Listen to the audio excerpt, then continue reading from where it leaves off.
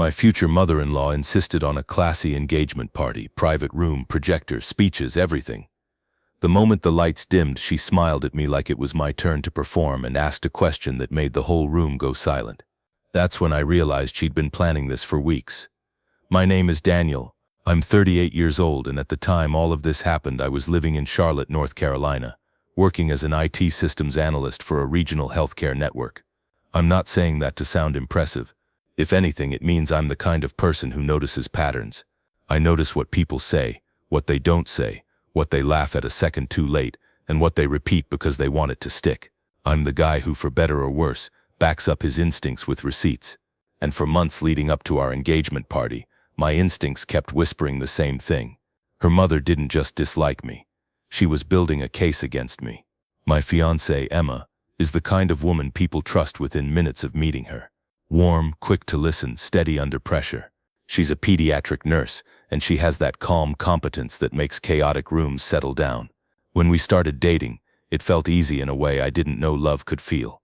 We laughed at the same dumb things. We both preferred quiet nights to loud bars. We could sit on the couch doing two separate things and still feel like we were together. I proposed after 2 years, not with fireworks or a photographer hiding in a bush, just a simple ring, a walk by the river, and the truth. I don't want to build a life with anyone else, I told her. She said yes before I even finished the sentence. Emma cried. I didn't. I just held her and felt something in my chest loosen like a knot I didn't realize I'd been carrying. The next day, we called our families. My sister screamed so loud I had to move the phone away from my ear. My dad got quiet, then said, "Good. About time you found someone who makes you sound like that." Emma's father congratulated me, asked about the ring, asked if we needed help with anything. Normal, healthy questions. Then there was her mother, Karen. That name fits her in the way certain names just do, and I hate that it does, because it sounds like a joke and she was anything but funny. Karen didn't scream. She didn't cry. She didn't even say congratulations right away. There was a pause, and then she said, very carefully, "Well, that's a decision." Emma laughed awkwardly, like she didn't want to admit it stung. "Mom," she said, trying to keep it light, "it's good news." "Of course," Karen replied, syrupy. "If you're happy, I'm happy." But her tone was the first red flag, the kind of tone that says, "I'm going to behave in public, but I'm taking notes." I'd met Karen plenty of times before. Sunday dinners, holidays, a few lunches where she'd invite me like she was giving me an audition. Every time, she'd find a way to remind me I was temporary, a guest, a phase. She'd ask Emma questions that excluded me completely. "So have you thought about what you'd do if you had to move back home?" she'd say. Or she'd make little comments that sounded like concern but felt like a needle. "Daniel, you work in computers, right? That's stable these days," she'd ask, as if I'd said I was trying to make a living selling magic beans.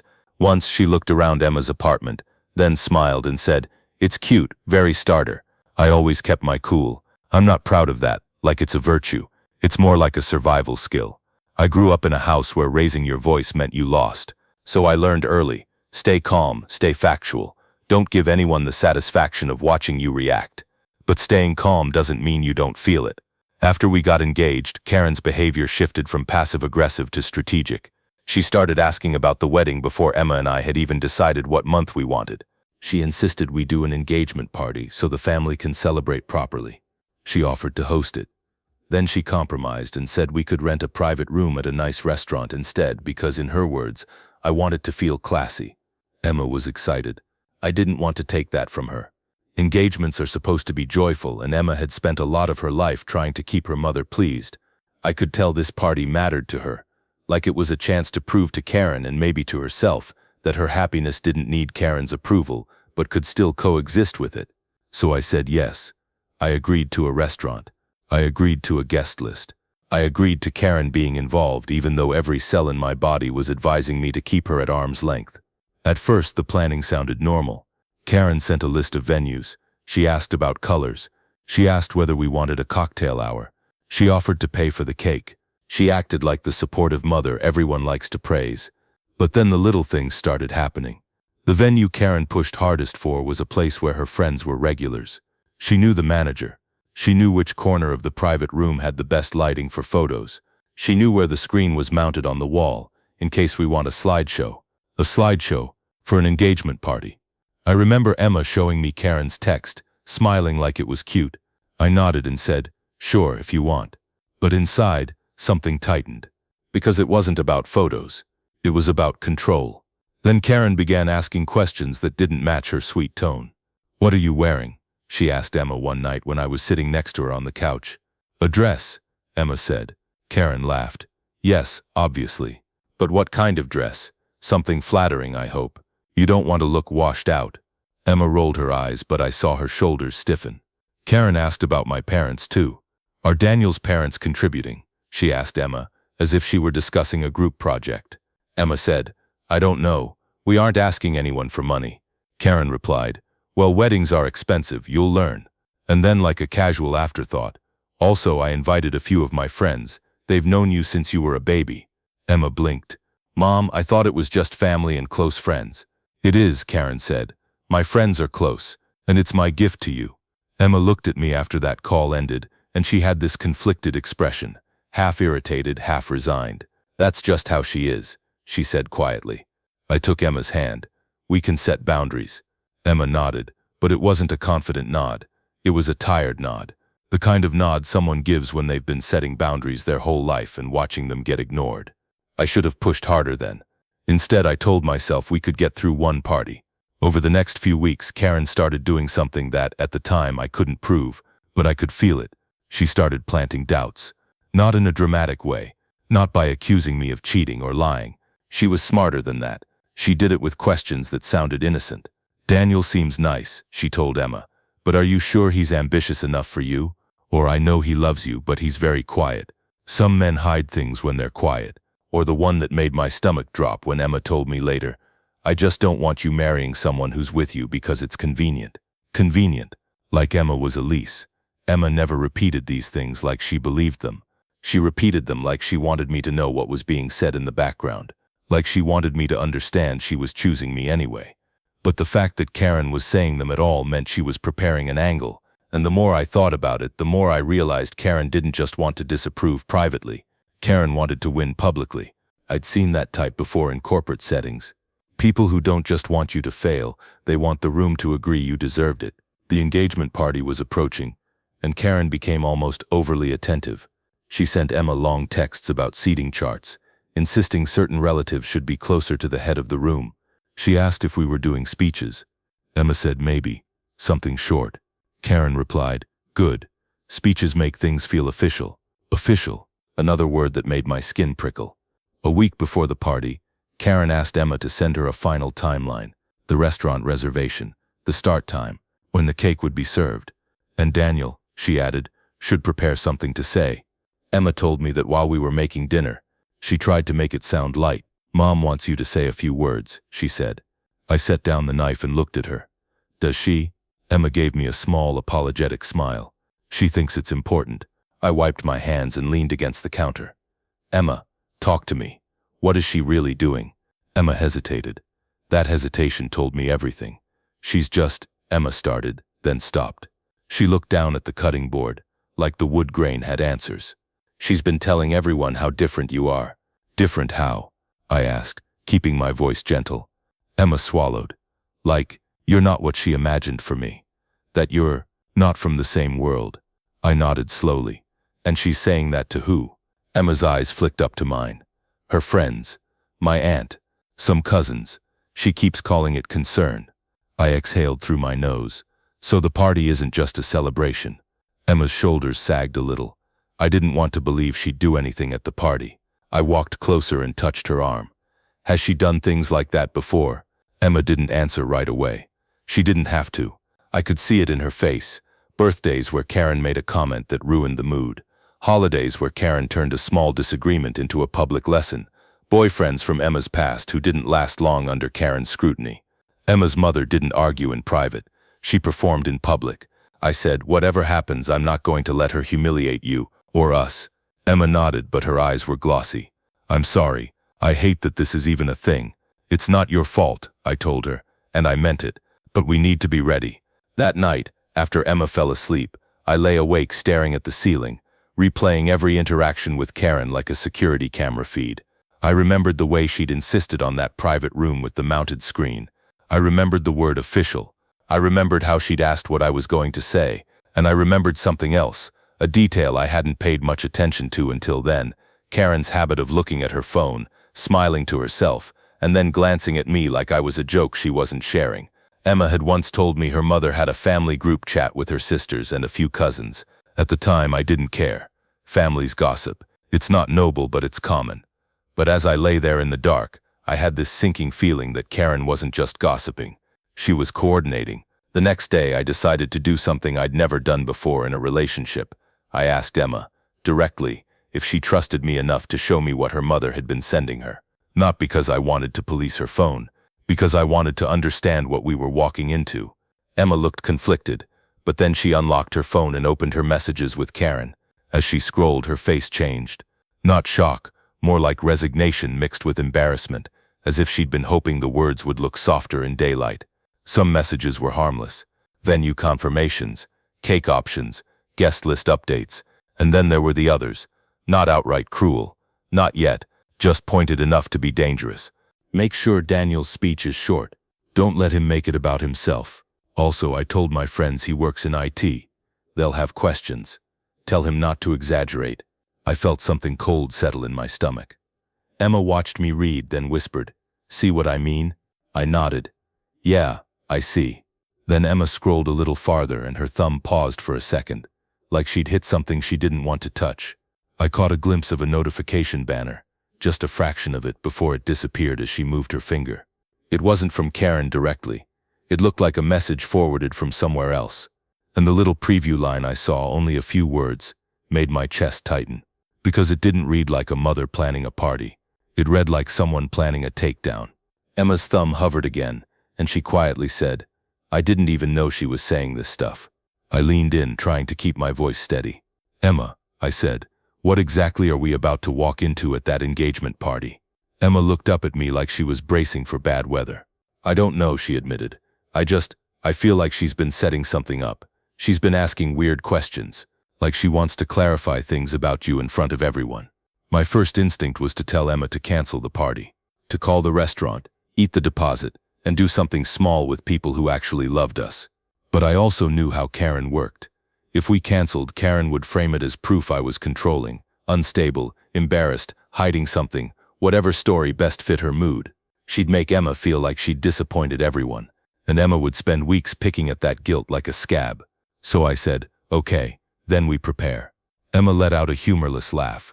"Prepare how?" "Like, with weapons." "Not weapons," I said. "Boundaries and awareness." That night we talked longer than we had in weeks. Not because we were fighting, because we were finally naming what we'd been tiptoeing around. I asked Emma to tell me everything Karen had done in the past that made her feel small. Emma tried to minimize it at first, like she was translating pain into something more polite. But the more she spoke, the clearer it became. Karen had a pattern. 1, she'd praise you in public just long enough to lower your guard. 2, then she'd joke at your expense in a way you couldn't challenge without seeming dramatic. 3, then she'd claim she was just being honest or just trying to help. 4, and if you reacted emotionally, she'd use that reaction as evidence that you were the problem. It was emotional jujitsu. By the time Emma finished, her voice was thin, not shaky, controlled. That same controlled voice she used with difficult parents in the pediatric unit. "I just don't want her ruining this," Emma said. "She won't," I told her, not without resistance. Emma studied my face. "You're really calm about this." "I'm not calm," I said honestly. "I'm focused." Over the next few days, I did what I always do when something feels uncertain. I gathered information. Not in a creepy way, not hacking into anything. I'm not that guy. But I paid attention. Karen sent Emma an updated party schedule with one line that didn't belong. Daniel's speech after mine, after hers. Emma hadn't even told her there would be speeches in any official order. Karen had just decided it. Then Karen asked Emma for something that felt small but set my teeth on edge. "Can you send me a few pictures of Daniel?" she texted. "Nice ones. I want to include him in the slideshow." The slideshow again. Emma showed me the text and shrugged. Maybe she's trying. I kept my face neutral, but my mind was already mapping it out. Karen controlling the visuals, the order, the story. "Send one," I said. "A normal one." Emma picked a photo of me and her at a baseball game. Nothing fancy, just us smiling, sun in our eyes. Karen responded with a heart emoji and perfect. The word perfect from Karen made me feel worse, not better. 2 nights before the engagement party, Emma went to take a shower and left her iPad on the coffee table. We share streaming accounts, grocery lists, all that normal domestic stuff. Her iPad is synced with her phone for messages because it's convenient when she's cooking or at work. A message banner popped up across the top of the screen while I was scrolling for a show. It wasn't from Karen. It was from a contact labeled Aunt Lisa. The preview said, "Your mom says do it during the toast so he can't." I froze, remote in one hand, like my body had hit a pause button. I didn't open it right away. Not because I didn't want to, because I felt that line between being a partner and being a privacy invader. Emma had trusted me with her mother's texts, but this was different. Then another banner popped up, same contact. "And make sure the projector is ready." Projector. So the screen wasn't just for a cute slideshow. I stared at the iPad like it might bite me. When Emma came out of the bathroom, her hair wrapped in a towel. I didn't play games. "Emma," I said, holding the iPad up so she could see the notifications. "This just popped up." She walked over, read it, and her face drained of color. That's Aunt Lisa," she said. "Do you want to open it?" I asked. "Together." Emma's lips pressed into a thin line. Then she nodded once. The kind of nod that says, "I don't want to know, but I have to." She unlocked the iPad and tapped the thread. What I saw was not one message, it was a conversation. A long one. And as Emma scrolled, the room went quiet in a way that made every little sound. Air conditioner, fridge hum, feel loud. The messages weren't polite. They weren't even subtle. They were the emotional equivalent of people standing behind a glass wall, pointing at you, planning where to hit. "Aunt Lisa, so what's the plan? Are you doing it at the party?" Karen, "Yes. It needs to be public or he'll twist it." Cousin Marcy, "Lol, he gives me nice guy vibes." Aunt Lisa, "Do it during the toast so he can't interrupt." Karen, "Exactly. I'll keep my voice calm. If he reacts, it proves my point." Emma's hand started shaking on the iPad. I felt my jaw tighten so hard my teeth ached. But I kept my voice steady. "Emma," I said quietly, "how long has this been going on?" Emma swallowed. I didn't know. I swear I didn't know." She scrolled further. "They were talking about me like I wasn't human, like I was a risk factor." Karen, "I'm going to ask him about his finances. In front of everyone." Aunt Lisa, "Yes, make him explain." Cousin Marcy, "Make him say how much debt he has." Karen, "And I'll mention how Emma deserves stability." Aunt Lisa, "And if he gets defensive, you say you're just asking questions." My chest felt hot. Not rage exactly. Something more precise. Clarity. This wasn't Karen being difficult. This was coordinated humiliation. Emma's eyes filled, but she blinked fast, refusing to let the tears fall. "She wants to interrogate you," Emma whispered like she was saying it out loud to make it real. I nodded. "In front of your family, in front of her friends, in a room she controls." Emma looked at me with this mix of shame and fury. "I'm so sorry." "Stop," I said gently. "You didn't create her." Emma set the iPad down, hands trembling. "I want to confront her. Right now." I understood the impulse, but my brain was already thinking 2 steps ahead, because Karen had been thinking 20. "If you confront her," I said, "she'll deny it, or she'll say it's taken out of context, and she'll warn everyone ahead of the party that we're overreacting." Emma's shoulders lifted with a tight breath. "So what do we do?" I stared at the black screen on the wall in my mind. Karen's projector, her stage. "We don't walk in blind," I said, "and we don't let her control the narrative." Emma didn't ask what I meant. She just nodded slowly, like her trust in me was the only solid thing in the room. The next day we met Emma's dad, Richard, for coffee. Emma wanted to tell him. I didn't blame her. Richard isn't perfect. He enabled Karen for years by staying quiet, but he's not cruel. And Emma needed someone in her corner who'd known Karen longer than she had. Emma slid her phone across the table and showed him a few of the messages. Richard read them, his face tightening with each line, and when he finally looked up, his eyes were wet in that way older men hate. "I'm sorry," he said to Emma first. Then he looked at me. "I'm sorry to you too." Emma's voice was steady but sharp. She planned to humiliate him. Richard took a slow breath. "Your mother gets embarrassed easily, and when she's embarrassed, she attacks." "That's not an excuse," Emma said. "No," he agreed. "It's not." I watched Richard's hands, big hands, carpenter hands, hands that had built a deck and fixed a leaky sink without asking for praise. Those hands were shaking slightly as he held the phone. "What do you want me to do?" he asked Emma. Emma hesitated, then looked at me. I said, "We want you to be there, present, paying attention. If she tries anything, we need someone who can't be dismissed as Daniel being sensitive." Richard nodded once. "I'll be watching." On the day of the engagement party, Emma and I got ready in our apartment, and the air between us felt charged. Not romantic charged, like before an exam you studied for but still dread.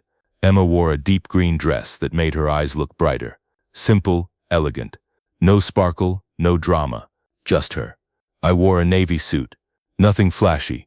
I wanted to look like myself, not like I was trying to prove anything. When we arrived at the restaurant, the private room was already half full. Karen's friends clustered near the bar area like they owned it. Her sisters stood near the entrance, scanning the room like they were checking for flaws. A few cousins laughed too loudly at something, and when they saw us, their laughter dipped for a half-second before returning. Like they'd almost forgotten the subject of their jokes had walked in. Karen spotted us and moved fast, arms open. "Emma," she chirped, hugging her daughter with performative affection. Then she turned to me and kissed the air near my cheek. "Daniel, you made it. Like this was her event and we'd arrived on time for our roles. "Hi, Karen," I said calmly. She pulled back, eyes scanning me in a way that felt like appraisal. "You look nice," she said, then added, "Very respectable." Respectable. Another loaded word. Emma squeezed my hand once. I squeezed back. Karen guided us toward the center of the room, narrating as we walked. "We're starting with mingling, then appetizers, then the slideshow," she said brightly. "Then I'll say a few words. Then Daniel, if he wants. If he wants." As if she hadn't scheduled it like a corporate meeting. The projector was set up. A laptop sat on a small table near the wall, connected by an HDMI cable. The screen above the buffet area glowed a soft blue. Waiting. I noted every detail, where the laptop was, who was near it, how the remote was positioned. Karen's friend, a woman in a white blazer with sharp lipstick, leaned toward Karen and said, not quietly enough, "He's not what I expected." Karen smiled like she'd been offered a compliment. "Oh, you'll see." Emma's jaw flexed. I stayed still. People congratulated us. Some were genuine.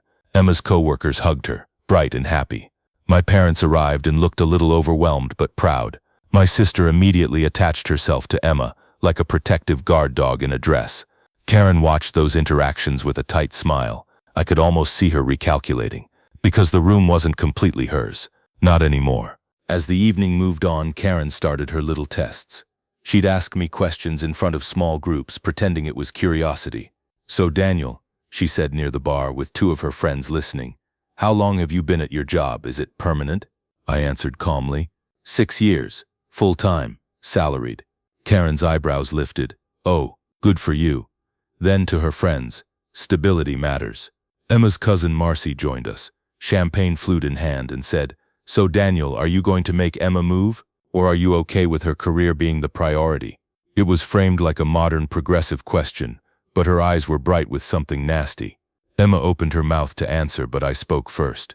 "Emma's career is a priority," I said, "and mine is flexible. We make decisions together." Marcy blinked, clearly disappointed I didn't stumble. Karen watched me with that same small smile I'd seen 100 times, like she was waiting for the moment I cracked. Then the lights dimmed slightly, and someone tapped a glass. Karen stepped toward the front of the room near the projector screen, holding a microphone the restaurant had provided. The room quieted. Emma's hand slid into mine. Karen smiled at the crowd, radiant and composed. "Thank you all for coming," she began. "Tonight is about celebrating love and commitment." Her voice was sweet, maternal, reasonable, but I could feel the pivot coming the way you feel thunder before you hear it. Karen looked directly at me, still smiling. "And of course," she continued, "when someone joins a family, we all want to know what we're really welcoming in." Emma's fingers tightened around mine. Karen's eyes didn't leave my face as she lifted the microphone closer. "So Daniel," she said in front of everyone, "let's talk honestly. Before my daughter marries you, what exactly are your intentions with her?" "So Daniel," she said in front of everyone, "let's talk honestly. Before my daughter marries you, what exactly are your intentions with her?" For a half-second the room didn't breathe. You could hear ice shifting in glasses, a fork clinking against a plate, someone's quiet, nervous laugh that died instantly when nobody joined in. Emma's hand was locked around mine like a warning and a plea at the same time. I could have snapped. I could have said, My intention is to marry the woman I love, and your intention is to make this about you. But I'd spent weeks learning Karen's favorite trap, get me emotional, then point at my emotion like it's proof. So I kept my voice even. My intentions are to build a life with Emma, I said, to support her, to respect her, and to be the kind of partner she can rely on. Karen tilted her head, still smiling, like I'd answered a job interview question with something too rehearsed. That's lovely, she said. Very general. A few people chuckled, uncertain if they were supposed to. Karen continued. But words are easy, aren't they? Anyone can say they'll support someone. She looked around the room, collecting an audience the way a performer collects applause. So I'll ask it more directly, she said. Daniel, what do you bring to this marriage? Financially, practically, realistically. Emma's body went rigid beside me. My sister Nora made a sound under her breath that was basically a growl. I felt my pulse in my throat, but I stayed seated. Calm posture, calm face. Don't give her the picture she wants. I have a stable job, I said. I pay my bills, I have savings. Emma and I have talked about our finances privately, and we're aligned. Karen laughed softly into the microphone. Aligned, she repeated. Like it was cute, I knew that word. Then she turned to Emma with wide eyes. Sweetheart, have you seen his credit report? The room went dead quiet again. But it wasn't neutral silence anymore. It was the kind of silence where people lean in. Emma's cheeks flushed. Mom, Karen raised a hand. No, I'm just asking. As your mother, I'd be irresponsible not to ask. Emma's voice shook, but she tried to hold it steady. This isn't the place. Karen's smile tightened. Then when is the place? After the wedding? After the papers are signed? I looked at Emma and saw her fighting that old reflex. The reflex to keep the peace, to swallow discomfort, to handle it later. I couldn't let her do that. Not tonight. I leaned forward slightly and said, clearly, Karen, this is inappropriate. If you have concerns, you can talk to us privately. Karen's eyes flashed for the first time. Just a crack in the mask. Then she recovered and let out a little laugh. See, she said to the room, defensive already. She pointed the microphone toward me like it was a spotlight. Daniel, she continued, I've noticed you don't talk much about your family, your background, your upbringing. It makes people wonder. She paused, letting the word people hang in the air like she was representing the community. So let's clear it up, she said. Were you raised with strong values? Or are we going to find out later that you're one of those men who, how do I put it, takes what he can get? My father's face tightened. My mother's hands went still in her lap. Emma looked like she'd been slapped, and I finally understood something that was both worse and strangely clarifying. Karen wasn't just trying to embarrass me. She was trying to plant a seed in every mind in that room that I was dangerous. Not physically, socially, financially, morally. If she could make enough people suspicious of me, then even if Emma married me, Karen would still win, because she'd be the one everyone nodded at when things got hard. I stood up. Not abruptly, not angrily, just stood. The microphone squealed a little as Karen adjusted her grip. I looked around the room and kept my voice low but audible. I'm not going to do this, I said. Not here. Karen lifted her eyebrows. So you refuse to answer? I refuse to be interrogated as entertainment, I said. Emma and I are happy. If anyone here is genuinely concerned, they can talk to us like adults. Then I turned to Emma. Do you want to leave? Emma's eyes were glossy. For a second I thought she might say yes out of sheer exhaustion. But then her chin lifted. No, she said quietly. I don't want to leave. I want her to stop. Karen's lips parted slightly, like she hadn't expected that. Emma stepped forward, still close to me but facing her mother. Mom, Emma said, voice stronger now. You're not protecting me. You're humiliating me. You're humiliating Daniel. And you're doing it because you don't like that I chose him without your permission. A ripple went through the room.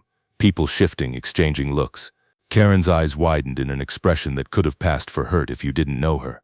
Emma, she said softly, I'm doing this because I love you. Emma shook her head. No, you're doing it because you need control.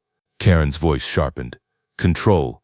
I'm your mother, and I'm your daughter, Emma said, not your project. For a moment I felt this surge of pride and sadness at the same time. Pride that Emma was standing up. Sadness that she had to do it at her own engagement party. Karen's mask slipped again. Fine, she said, her sweetness thinning out. If you want to be an adult, then answer like an adult. She lifted the microphone toward Emma. Have you two even discussed a prenup? She asked. Because if you haven't, I'd suggest you do. Immediately. My sister stood up fast. "Oh my God," Nora said, loud enough that heads turned. "Are you serious?" Karen swung her gaze toward Nora. "This is family business." Nora smiled without humor. "Then stop airing it like a reality show." A few people actually laughed at that. Real laughter, not Karen's controlled chuckle. Karen's eyes narrowed. I saw her recalibrate again, like she realized the crowd wasn't fully under her spell. Then she pivoted to what she probably thought was safer ground. "Let's not fight," she said, bright again. "This is a celebration." She raised the microphone higher, addressing the room. "I just want everyone to understand that as a mother, I've seen men come and go, and I've seen women get stuck with the consequences." She looked at me, and her smile was polite poison. "So Daniel," she said, "if you truly love my daughter, you won't mind transparency. You won't mind being open." She gestured toward the projector screen behind her. "I actually prepared something," she said. "A little slideshow of Emma's life. Sweet memories, so we can remember who she is and what she deserves." A few people clapped automatically. Emma leaned toward me and whispered, "She's going to do something. I can feel it." I whispered back, "Me too." Karen turned toward the laptop table. "Give me just a second." She walked over in heels that clicked too confidently for someone pretending to be kind. I watched her hands on the keyboard, her shoulders, the way she angled her body slightly to block anyone from seeing the screen. Then she looked back at the room, smiling. "While that loads," she said, "Daniel, why don't you come up here with me? Stand next to Emma." It sounded like a sweet request, but it wasn't. It was positioning. Karen wanted me near her, near the screen, near the stage she built, so she could control the moment and control my reaction. I walked forward anyway, not because I trusted her, but because I refused to look like I was hiding. Emma joined me, shoulders squared. Karen clicked a remote. The screen changed from blue to a photo of Emma as a little kid, missing teeth, grinning into the camera. A few ahs went through the room. Karen's voice softened again. "Look at her," she said. "Always so sweet, always so trusting." She advanced to another photo. Emma at prom, Emma at her nursing graduation, Emma hugging her dad. Then Karen advanced to a photo I hadn't seen before. It was Emma at around 21, standing next to a guy with an arm around her shoulders. The guy's face was cropped weirdly, like it had been zoomed in too far. A few people murmured. Karen smiled and said, "This was Emma's first serious boyfriend. Such a nice boy." Emma's head snapped toward the screen. "Mom, why are you showing this?" Karen's eyes stayed on the audience. "Oh honey, it's just your history. It's part of your story." Then Karen advanced to the next slide. It wasn't a photo. It was a screenshot. A text message screenshot. My stomach dropped before I could even read it. Karen held the microphone with both hands like she was about to deliver a sermon. "I hesitated to include this," she said. "But I think it's important, because love isn't just about smiles and parties. It's about truth." On the screen was a cropped message thread with my name at the top. The screenshot showed a single text bubble, supposedly from me, saying something that made me feel cold all over. "Honestly, Emma's family money will make life easier. Just play nice until the ring is on." I heard a sound in the room like a collective inhale. My mother's hand flew to her mouth. Emma's body froze beside me like she couldn't process the words. I stared at the screen, then at Karen. It wasn't just humiliation. It was an attempted assassination of my character. And I knew in that instant two things with absolute certainty. One, I had never sent that message. Two, Karen had prepared this like a weapon, and she was waiting for the blood. Karen looked at me, eyes wide with fake sadness. "Daniel," she said softly into the mic, "please tell me this isn't real." My brain went very quiet, the way it does in emergencies. Emma turned toward me, and the hurt on her face wasn't accusation. It was shock, like her world had tilted. "I didn't," she began. I stepped slightly in front of her without thinking, like my body wanted to shield her from the blast. "That's fake," I said clearly, my voice louder than I intended. "That screenshot is fake." Karen's face tightened, just a flicker. Then she smoothed it out. "Fake," she repeated, amused. "Are you saying I fabricated this?" My sister barked out a laugh. "Are you seriously asking that like it's impossible?" Karen ignored Nora. Her eyes stayed on me. "Daniel," she said, "people don't just make these things up. Emma showed me this herself." Emma's head whipped toward her mother. "What? No, I didn't." Karen sighed dramatically, microphone picking up every breath. Emma, don't cover for him. Emma looked at me again, and I saw her fighting to breathe. I could feel my pulse in my fingertips, but underneath the anger there was something else, something steady. Because I work in systems, I know how easy it is to fake a screenshot. I also know how hard it is to fake a message log. I took a slow breath and said, Karen, if you believe that screenshot is real, then you won't mind verifying it. Karen blinked. Verifying it how? By looking at the actual message thread, I said, on the actual phone it came from. Karen's smile faltered. That's unnecessary. It's not, I said, because you just projected an accusation in front of my parents and our friends. Emma's voice came out sharp. Mom, where did you get that? Karen lifted her chin. A concerned friend forwarded it. A friend, Emma repeated, disbelieving. Karen turned to the crowd, trying to regain momentum. The point is, but I wasn't letting her skip past the proof. I stepped toward the laptop table where her computer was still connected to the projector. Daniel, Karen warned, her voice tightening. Don't touch that. I glanced back at her. Why? Because the laptop wasn't just a slideshow machine. It was a control panel. And something in Karen's expression, too quick, too sharp, told me she was terrified of me seeing what was on it. I stopped with my hand hovering near the keyboard. I'm not going to sabotage anything, I said. I'm going to defend myself. Karen's eyes darted around the room looking for support, for allies, for someone to tell me to sit down and take it. But the room had changed. People weren't laughing anymore. They were watching, and Karen could feel it. She stepped forward quickly. Fine, she snapped, then forced her tone back into sweetness. But let's not ruin the evening with technical nonsense. Technical nonsense. I looked at the screen again, my name on a fake message, and something inside me clicked into place. I leaned closer to the laptop, and that's when I saw it. A small notification popped up on the bottom right of the laptop screen, just a brief banner, like a whisper from the machine. It was from a messaging app open in the background, and it contained a line that made my blood run cold. Karen, after I show the text, watch his face. That's when everyone will know. My eyes flicked to Karen. Her face went still, because she knew what I'd seen.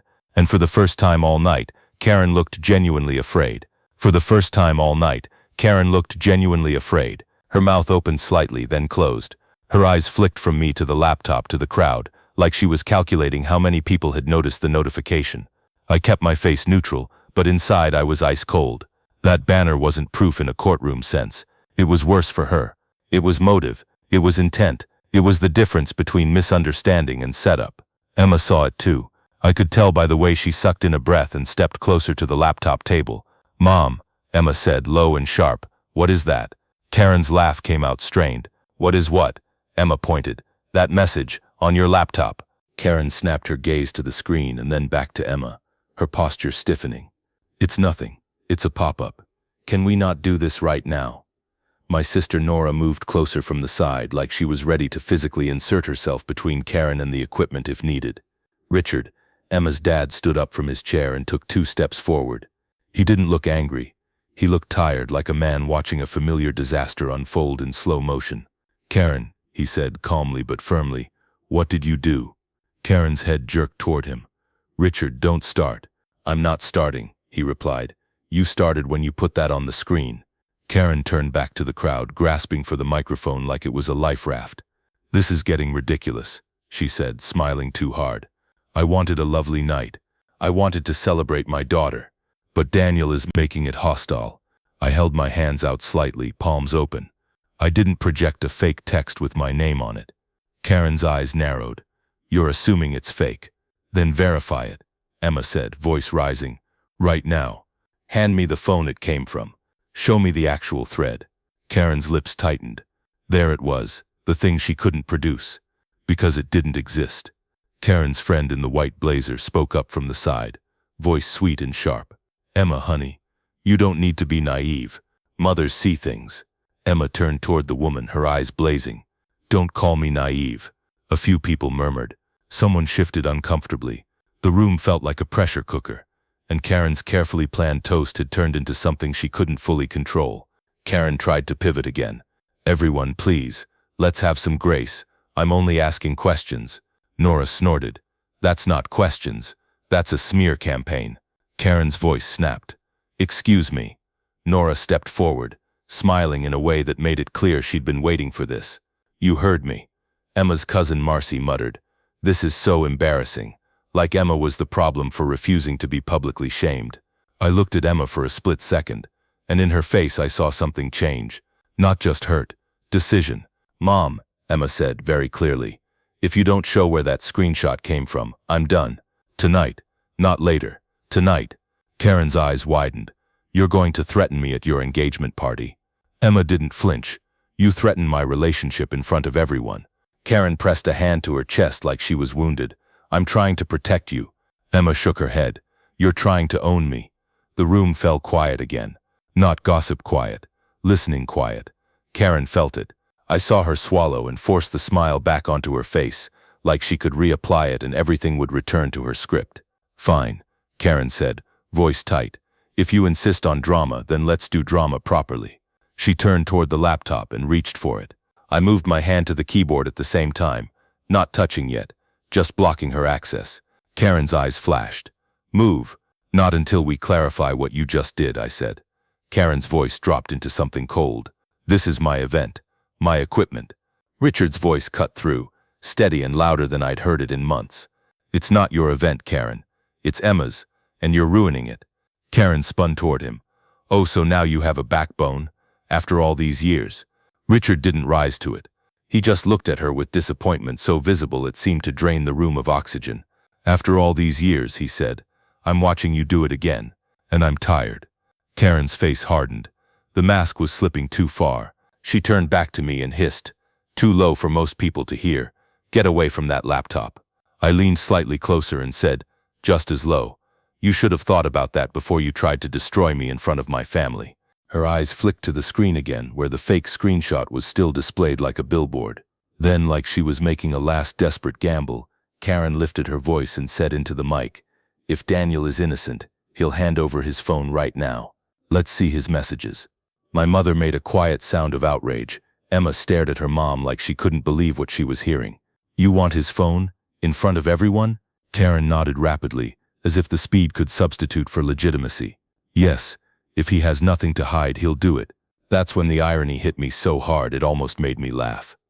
Karen was demanding transparency while standing next to a laptop that was literally popping up messages about how to watch my face when she framed me. I took a breath and said, sure. Karen blinked. Sure? I reached into my pocket, pulled out my phone and held it up. I'll hand you my phone. Emma's head snapped toward me. Daniel. I met her eyes and gave her a small, steady look. Trust me. Then I added, loud enough for the whole room. But only if we do it fairly. Karen's smile returned, triumphant. Of course. We check my phone, I said, and then we check yours. Karen's smile froze. Mine? Yes, I said calmly. Since you're the one making accusations. Since you're the one with the laptop hooked to the projector. Since you're the one who apparently has concerned friends sending you messages about me. Karen laughed too loud. Don't be absurd. Richard stepped closer. Karen, hand over your phone. Karen's head whipped toward him. Absolutely not. Emma's voice was quiet but lethal. Then you don't get his. Karen's gaze darted around the room again, looking for rescue. For someone to say, Karen's right, just give her the phone and end it. But people were starting to look uncomfortable with her now. Even some of her friends. Because the thing about bullies like Karen is that they rely on the room staying passive. The second the room starts calculating fairness, her power drains. Karen tightened her grip on the microphone. Fine, Daniel, unlock your phone and scroll to your messages, right now. I nodded. Okay. I unlocked my phone and opened my texts.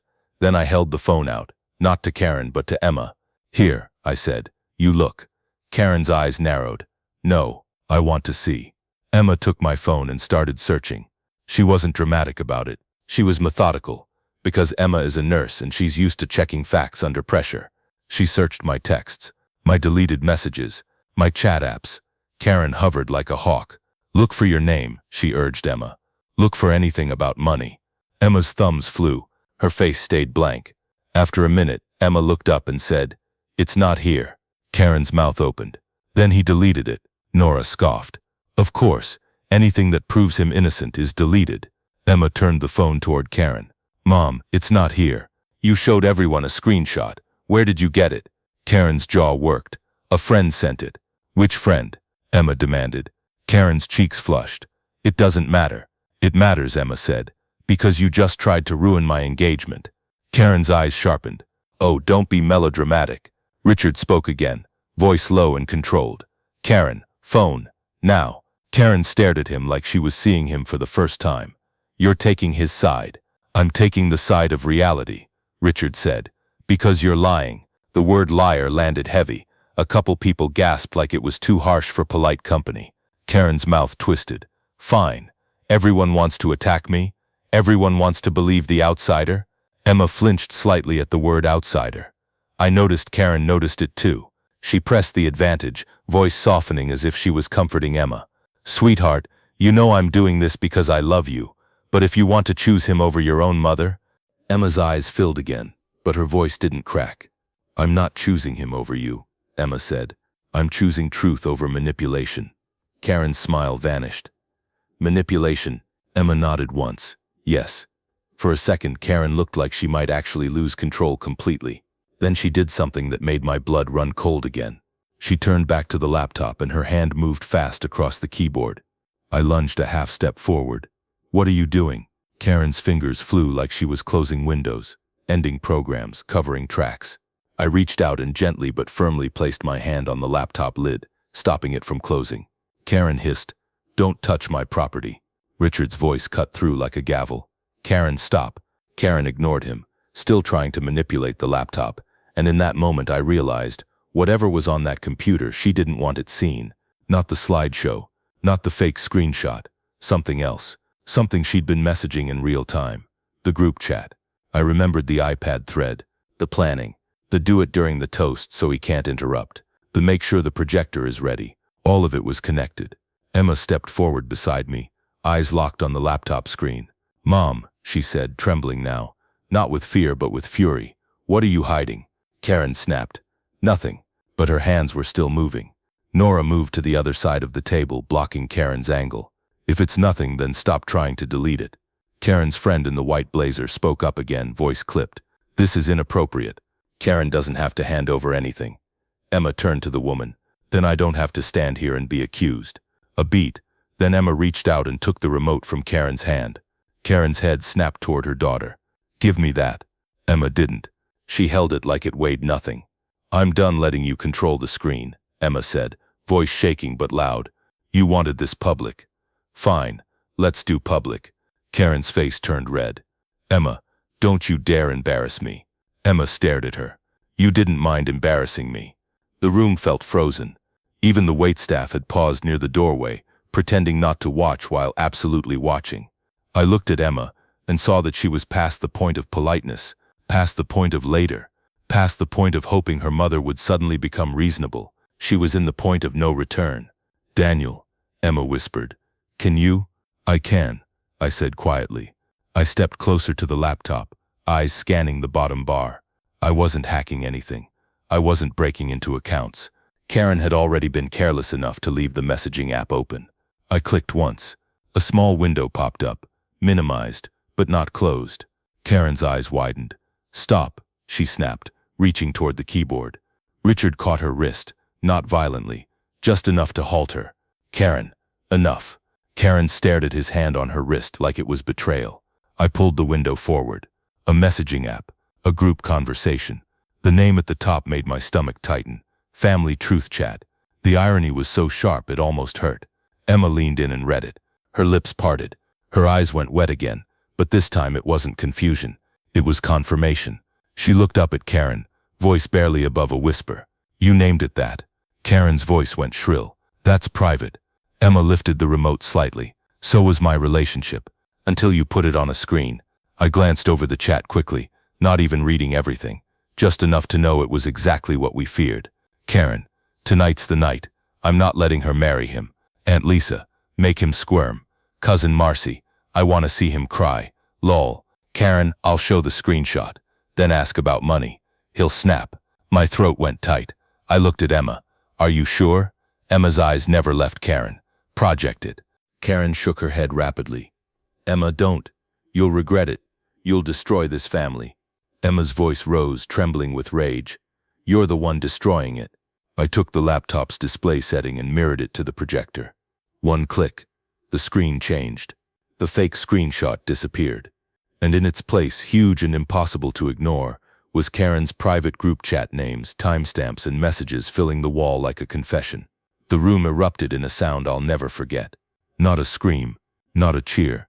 A collective, shocked, disgusted noise, like everyone had stepped in something foul and only realized it after they looked down.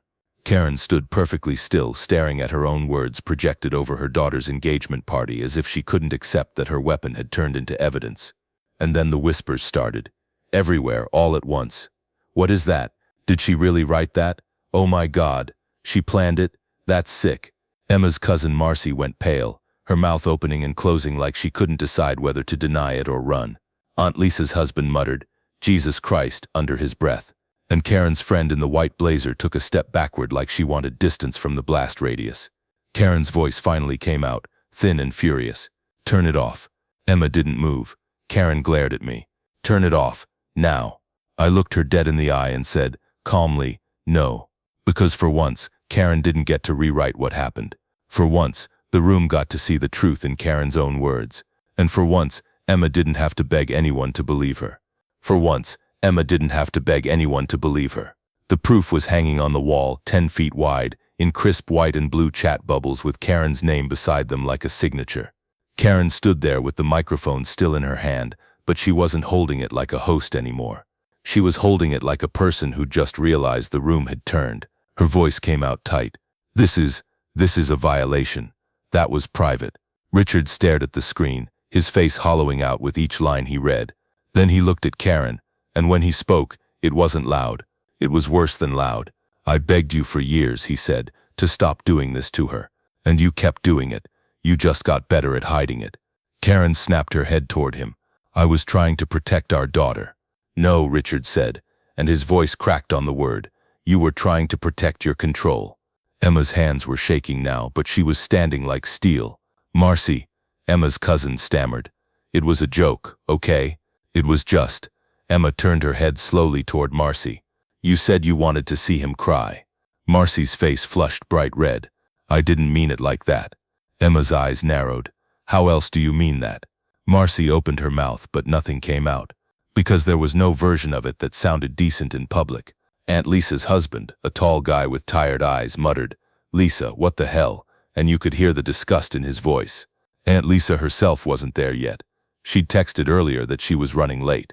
I remember that detail because later it felt like cowardice in hindsight, like she didn't want to be present when the bomb went off. Karen's friend in the white blazer, who'd been so confident defending her, looked up at the screen and then down at her own drink like she'd suddenly lost her appetite for the whole situation. One of Karen's other friends whispered, "That's cruel," and the whisper carried. Karen heard it. Her eyes sharpened. "This is being taken out of context," Karen said quickly. "You don't understand our family humor." Nora barked out a laugh. "Family humor? You plotted to humiliate him with a fake text." Karen's gaze snapped to Nora. "Stay out of this." Nora stepped closer. "Oh, I'm in it now."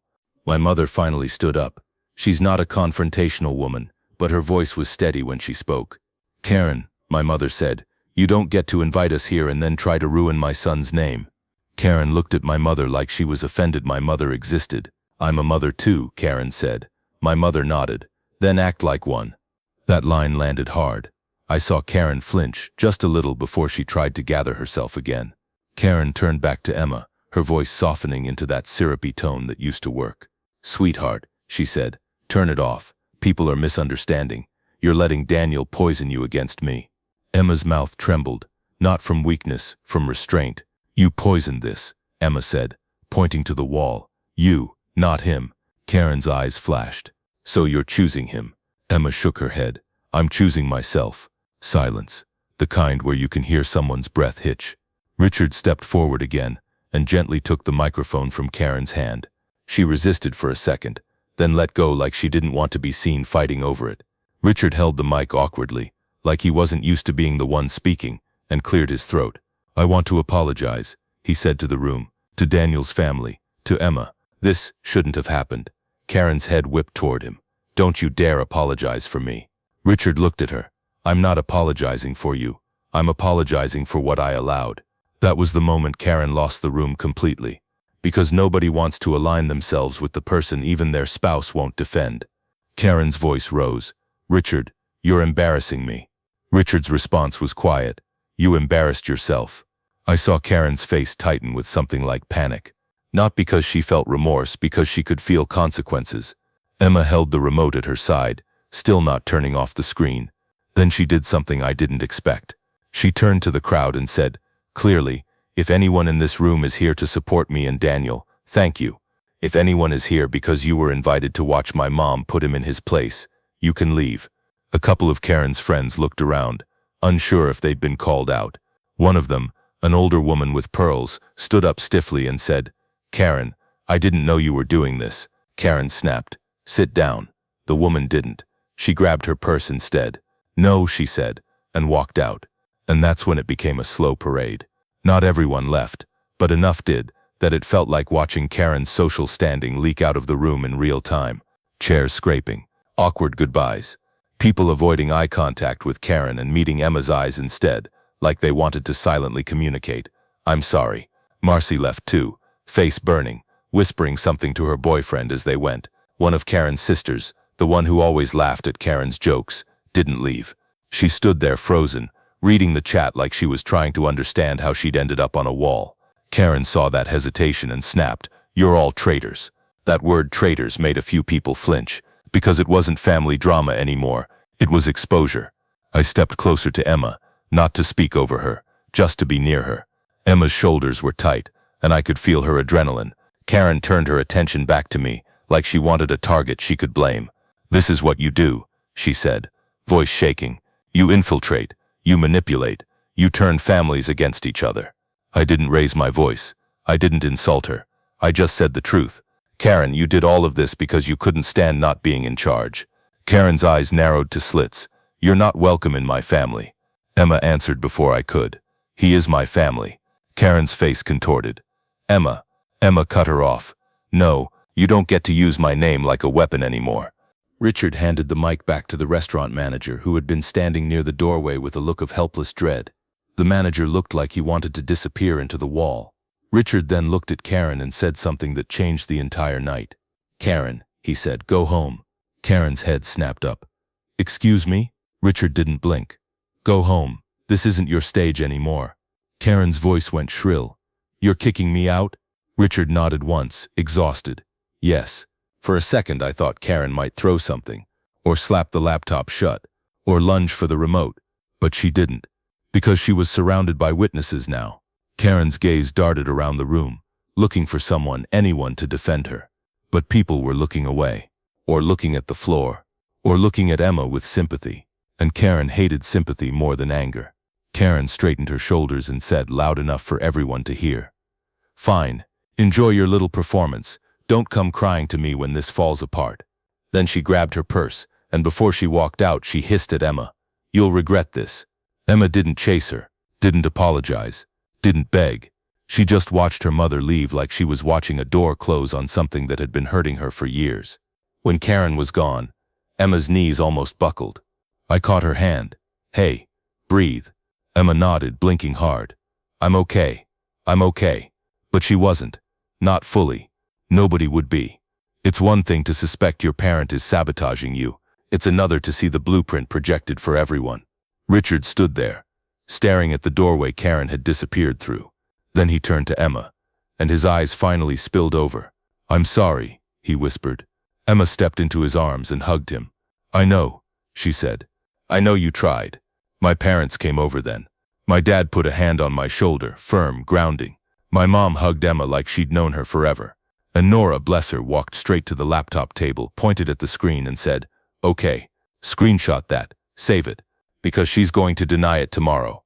I almost laughed, even with my throat tight, because Nora was right. So I did what I always do when something matters. I preserved the evidence. I didn't blast it online. I didn't post it on Facebook or tag Karen. That wasn't the point. The point wasn't cruelty. The point was protection. I saved what I needed. I took photos of the screen with timestamps visible. I emailed myself a note summarizing exactly what happened and when, while it was still fresh. I asked the restaurant manager politely if there were any cameras in the private room area. He said there were cameras in the hallway outside, not inside. Good enough for establishing who left when, if we ever needed it. I watched Emma as I did it, And she didn't look embarrassed. She looked relieved, like she'd been holding her breath for years and finally exhaled. We turned the projector off, not because Karen deserved mercy, but because the moment had done its job. Everyone had seen what they needed to see. The rest of the party didn't become fun. It became something else. Quieter, more real. People came up to Emma and me in ones and twos, saying variations of the same thing. I had no idea. I'm so sorry. She shouldn't have done that. You two didn't deserve that. One of Emma's aunts, the only one who always treated Emma like a person instead of an extension of Karen, grabbed Emma's hands and said, "You were brave tonight." Emma nodded, eyes glossy again. "I didn't want to be brave. I just wanted to be happy." Her aunt squeezed her hands. Sometimes it's the same thing. Later, when the room had emptied and the staff started clearing plates, Emma and I sat in the car outside the restaurant for a long time without turning the key. Emma stared straight ahead. "I feel like I just killed something," she said softly. I understood what she meant. Not her mother. Not even the relationship exactly. The illusion. The illusion that if Emma behaved perfectly, Karen would finally love her in a healthy way. I reached for Emma's hand. "You didn't kill anything good," Emma swallowed. "What happens now?" "Now," I said, choosing my words carefully, "we decide what access she gets to our life, and we stick to it." Emma nodded slowly. "She's going to tell everyone I betrayed her." "I know," I said. "And that's why tonight mattered. Because the people who were there won't fully believe her." Emma leaned her head back against the seat. I keep hearing her voice in my head. "You'll regret this." I looked at her. "Do you regret it?" Emma took a shaky breath, then said no. And that no sounded like a door locking. In the days that followed, Karen did exactly what we predicted. She called relatives and cried.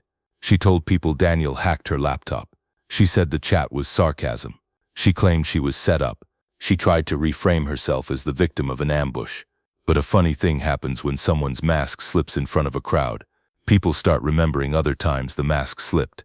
Emma's aunt told Emma privately, "Your mom did something like this to me once. I just didn't have proof." One of Karen's friends texted Emma, not Karen, and said, "I love your mother, but she went too far. I can't defend that." Even Richard changed. Not overnight, but unmistakably. He stopped smoothing things over. He stopped asking Emma to be the bigger person. He started saying, "No, Karen, that's not true," and letting the silence land where it landed. As for the wedding, because yes, we still got married, we made decisions that felt simple, but were revolutionary for Emma. Karen was not involved in planning. Karen did not get a speech. Karen did not get access to vendor emails, schedules, seating charts, or the screen. We had a rule. If Karen wanted a relationship, it would be on respectful terms, with accountability, and without private sabotage. She didn't like that rule, so she chose distance. And I won't pretend that didn't hurt Emma. It did. It still does sometimes.